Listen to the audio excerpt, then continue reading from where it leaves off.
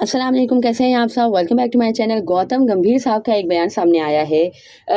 मोरलेस वही बयान है जिस तरह की मैंने पहले भी पिछले दिनों बात की हुई है अपनी वीडियोस में।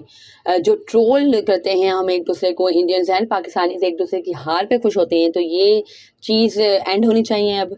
और इस तरह की हरकतें नहीं करनी चाहिए क्योंकि दोनों तरफ के अवाम क्रिकेट को बहुत ज़्यादा पसंद करते हैं, और क्रिकेट से की जो जीत होती है, जो हार होती है, वो उनके मेंटल हेल्थ पे बहुत ज़्यादा असरअंदाज होती है। तो दैट्स वाई खैर गौतम गंभीर का कहना है कि भाई 2024 वर्ल्ड कप में भी इंडिया और पाकिस्तान टकराएंगे, और मोस्ट प्रॉब्ली वो सेमीफाइनल या फाइनल में भी टकराएं आपस में। और है कि ये चीज़ इतनी ज़्यादा है कि हाई लेवल की नहीं होनी चाहिए कि भाई आप इंडिया को सपोर्ट करने में पाकिस्तान को डिग्रेड करो, या पाकिस्तान को सपोर्ट करने में इंडिया को डिग्रेड करो। और है कि जैसे अगर पाकिस्तान फेल होता है तो इंडियन सेलिब्रेट करें, और इंडिया अगर फेल होता है तो पाकिस्तानी सेलिब्रेट करें। तो ये चीज़ नहीं होनी चाहिए। आपको दूसरों की जो है कि हार को सेलिब्रेट नहीं करना चाहिए, आपको अपनी खुशी अपनी जीत में ढूंढनी चाहिए, और अपने आप को किस तरह से आप सक्सेस की राह पे गामजद करते हो, आपको उस पर ज़्यादा काम करना चाहिए। सो बिल्कुल सही खैर उन्होंने बोला। और तो गौतम गंभीर के साथ मैं हमेशा ही खैर इतनी ज़्यादा एग्री नहीं होती हूँ उनके स्टेटमेंट्स पे, बट इस स्टेटमेंट पे मैं एग्री हूँ कि भाई इट शुड एंड नाउ। और भाई इसके अलावा भी कुछ खबर है आइसलैंड क्रिकेट के हवाले से। आई डोंट नो एग्जैक्टली ये आइसलैंड क्रिकेट है क्या। अगर आपको मालूम हो तो मुझे बताइएगा। खैर ये आइसलैंड क्रिकेट एशिया कप में भी कुछ बहुत ज़्यादा ये ट्वीट कर रहा था, और वर्ल्ड कप में भी काफ़ी ज़्यादा इसके ट्वीट थे। खैर मज़ाहिया भी थे। तो है कि उन्होंने बाबर आजम के हवाले से कहा है कि the batting average of Babar Azam. और फिर वर्ल्ड ऑफ स्टैटिस्टिक्स का इस पे है कि रद्दमल सामने आया है। What is something that still has not gone back to normal after the pandemic.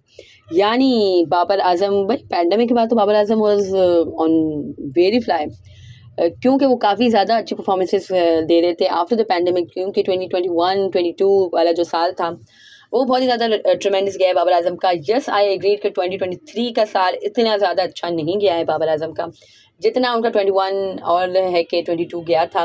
But इंशाल्लाह खैर अभी ख़त्म नहीं हुआ है 23 का ईयर। अभी जो लास्ट मंथ जो चल रहे हैं उसमें हमें खेलना है ऑस्ट्रेलिया से, और इंशाल्लाह वो उसमें अच्छी परफॉर्मेंसेस देंगे और सबके मुंह बंद कर दें इंशाल्लाह। दुआएं तो हैं उनके साथ, हमेशा ही दुआएं हैं पाकिस्तान के साथ, बाबर आजम के साथ, कि अल्लाह ताला दोनों का हामी नसीर हो और दोनों को फतूहात से नवाजें।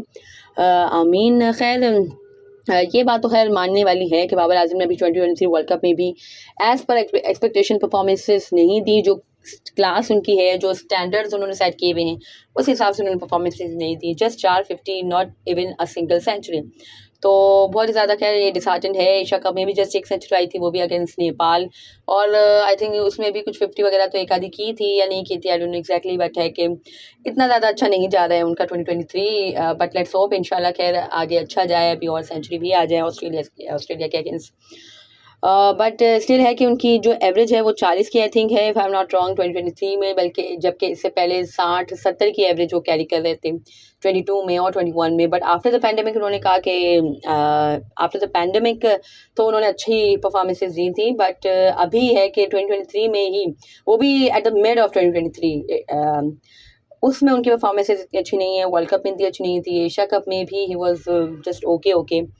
सो इंशाल्लाह खैर फिर भी अब उम्मीदें भी हैं, काफ़ी ज़्यादा ड्यू भी हैं रन उन पे, and let's see what happens. इंशाल्लाह वो ऑस्ट्रेलिया टूर में अच्छी परफॉर्मेंसेज दे, पाकिस्तान को फतूहात दिलवाएं और अच्छी सी बहुत सारी सेंचुरीज लगाएं। एज आई सेड कि हम सबकी दुआएं उनके साथ हैं।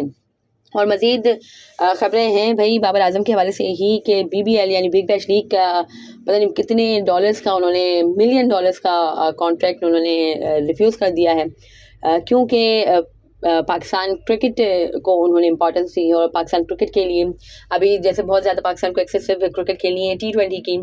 खैर खबरें तो थी, खैर उसकी तस्दीक नहीं हुई थी कि बाबर आजम और रिजवान को T20 क्रिकेट से रेस्ट दिया जाएगा और लोगों को करा जाएगा। बट आई डोंट थिंक, खैर अगर इसकी जिसको उन्होंने दे भी दिया ना रेस्ट, उन्हें लग पता जाना है कि क्या वर्थ है बाबर आजम मोहम्मद रिजवान की, स्पेशली इन T20 क्रिकेट जो उनकी माशाल्लाह जोड़ी है आउटस्टैंडिंग है।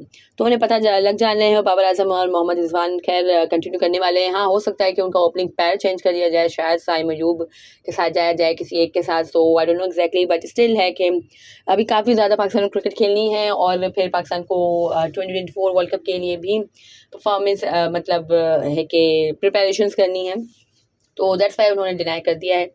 जो BBL का कॉन्ट्रैक्ट था काफ़ी ज़्यादा महंगा था, काफ़ी ज़्यादा अच्छा था, बट वही बात है, Pakistan comes first and Pakistan always should comes first.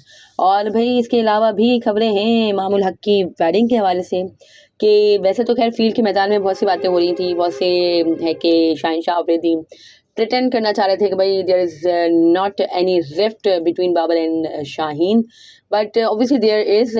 और है कि पूरे, जैसे कि मैंने कहा कि अक्सर मुझे उनमें से शाहिद आफरीदी की वाइब्स आती हैं, तो आज भी खैर जब मैंने देखा इमामुल हक के वलीमे के, खैर हुआ तो कल था वलीमा, बट मैंने वो जो विजुअल्स है वो आज देखे, तो जब मैंने देखे कि भाई बाबर आजम और शाहीन के हक करने की थी, यानी वो दोनों खैर बराबर में बैठे हुए थे एंड खुशगपियाँ चालू थी, हसन अली वो जैर, सरफराज अहमद वो जैर, और है कि फिर वो खड़े होकर गले मिले। आई डोंट नो एग्जैक्टली खैर किस क्या पर्पस था उनका, जब वो आए जब तो खैर वो मिल ही चुके होंगे, बट आपस में बराबर बराबर में बैठे हैं और फिर खड़े होकर गले मिलना एंड फुटेज के लिए या किसी भी चीज़ के लिए, आई डोंट नो एग्जैक्टली।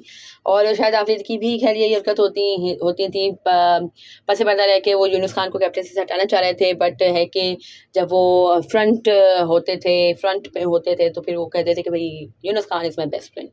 सो खैर उस वक्त हम छोटे थे और हम उस चीज़ में आ भी जाते थे, जब भी खैर खबरों की ज़ीनत बनती थी इस तरह की बहुत सी चीज़ें, बट जब हम आ जाते थे उस बहकावे में, या जो भी खैर वो हमें बताना चाहते थे, जो भी वो इल्यूजन हमारे चारों तरफ क्रिएट करना चाहते थे शाहिद खान आफरीदी साहब, हम उस इल्यूजन में चले जाते थे।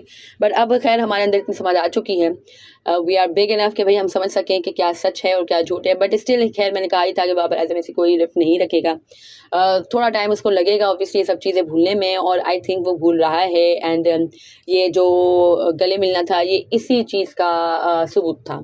So that was it. अगर आपको मेरी ये वीडियो पसंद आई हो तो आप इसे लाइक कीजिएगा and share it with your friends and family, and do subscribe to my channel for more such content. अल्लाह हाफिज़।